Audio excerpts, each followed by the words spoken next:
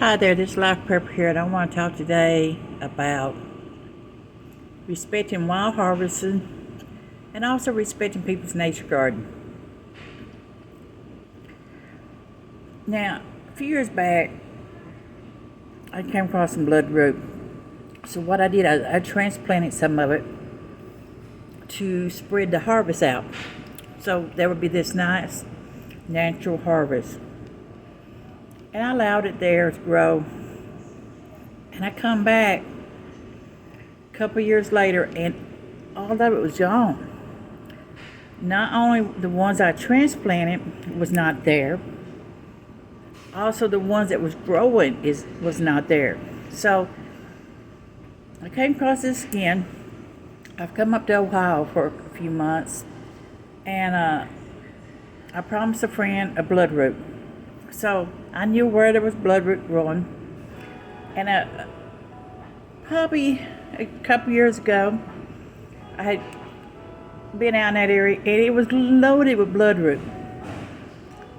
I go back over to the area, a couple weeks back, and somebody had come in and literally had cleaned it out, except for a few pieces they had overlooked. And that's the problem with wild harvesting. You've got to be responsible. But a lot of people over harvest. Bloodroot can bring like $75 a pound. So it can bring quite a bit. If you check it out online, you'll see what it does bring. So it does add up on the money. And another thing is nature gardens. I have one person posted that they did come across a hidden garden, a self garden. If you come across a nature garden that someone is cultivating, and they're out there cleaning the weeds or planting certain plants there for the purpose of harvesting those herbs, those wild plants or whatever, and being responsible. Don't go in there and take their plants. I'm not talking about raising marijuana or anything legal. I'm talking about wild herbs like wild lettuce, or maybe they're raising boneset. Maybe they're raising certain wild plants that benefits them health-wise. But they're raising them because they're hard to get a hold of, and because things change. Where you might be able to harvest a bunch of wild herbs, wild plants in one year, the following year you may come back and it could be mowed down, cleaned off, could be a house built on it, could be a road built on it, could be that someone has bought the property and you can't get on it anymore to collect it. Could be bad weather, could be bugs, could be any reason. But what the biggest problem we have here is respect of harvesting the wild plants. A lot of them, they're after that make it money. There's a lot of plants you cannot break the root off and redo like wild ginseng, excuse me. They look at it by the knots on it. Once you pull that root up, it's done. You cannot break a piece off of it. You cannot replant it. You can't cut the top off of it and replant it. It is done. That's why there's such heavy fines over illegal ginseng harvesting.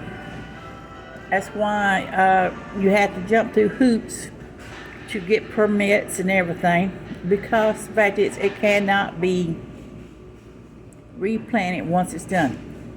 So if you want to raise ginseng as a business thing or whatever, you have to go and get permits and everything else, and it takes time for it to grow. Golden seal, you harvest it, you can break the root off, replant the part of the root, and you got ginseng growing. Golden seal growing. I'm not doing good on getting things named correct. But unfortunately, you get people out there are just not responsible. They overharvest. They do not leave any of the plants behind to germinate, to spread. Not all plants are unisexual. Not all of them, but both male and female. You got plants that gotta have the male, and you got plants that's gotta have the female. So when you're being irresponsible and you're going in there and you're cleaning that harvest out, there's none for the following year. I mean, it's not. Really create that nature garden if you are in an area and say you own the land, or you know someone that does own the land and there's 20 or 30 or 40 or 50, whatever, and you want to create that nature garden so you can have that wild harvest every year. And you should be able, hopefully, to have it in peace without someone coming in and taking all your hard work. So it's being respectful of the wild harvest. Respect your wild harvest. Respect the nature gardens if you come across them. And please don't over harvest. If you are just harvesting for yourself, get just what you need. Don't over harvest. Don't waste what you don't need. Now, you can make several tinctures up that'll last you for a number of years, where you don't have to harvest every year. If you are harvesting to sell plants, to grind, to process them for teas or whatever, then be responsible. Do not over harvest. But unfortunately, so many people do. And I do sometimes, if I find some of the plants I'm looking for. Now, like this year, I'm looking for some boneset. And I've seen boneset in huge leaves. But all the boneset I've seen has not been very big. And the one area I went to that I knew where there was boneset a few years ago, it's not there anymore. The plants are not there. They're gone. For whatever reason, part of it is that they've gone in and they've cut more of the grass back where they used to let it grow, where they didn't, cut it back. So, some of them, people has bought the land and they went in there and they started cutting it down and for hay or whatever. So that has a lot to do with too. Also, you gotta be careful too when you're going to parks that's owned by the government. You can get in trouble over plants. You can get in trouble over harvesting plants,